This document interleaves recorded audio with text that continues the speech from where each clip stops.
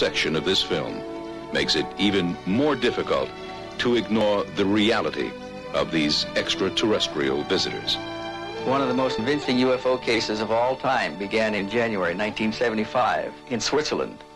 The experience begins in a UFO abduction case. A Swiss farmer was taken aboard a spacecraft, articulated words with the occupants, and began an exchange of information that has continued on and is going on today, still going on today.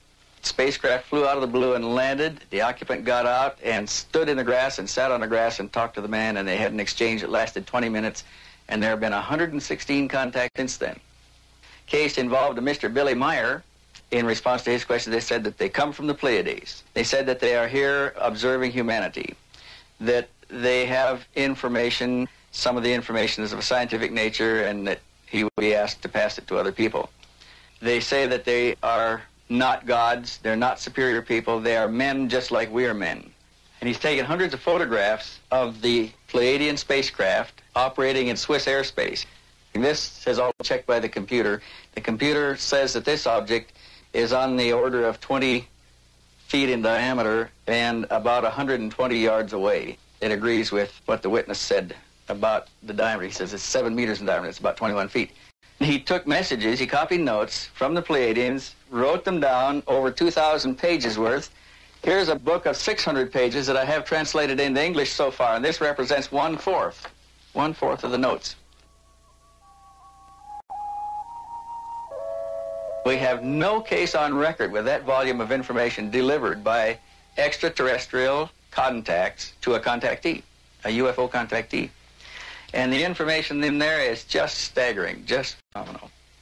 The information covers technical and scientific data as best they can explain it to us in terms of the words that we use in our technology.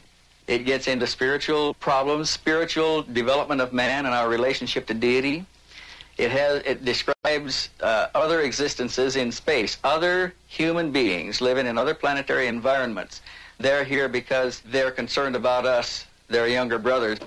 Our technical potentials have exceeded our spiritual capability of handling the information, and we are now in a position where we can destroy ourselves, and we don't have the spiritual development to prevent it. And because of this, we have become a laboratory experiment. They are waiting to see what we're going to do. As a matter of fact, they don't see us solve the problem. They see us as an insane society rushing headlong to destruction. And that only a change of mass mind on a mass scale can influence it. And they don't see this happening. And that's staggering because it's us that's involved.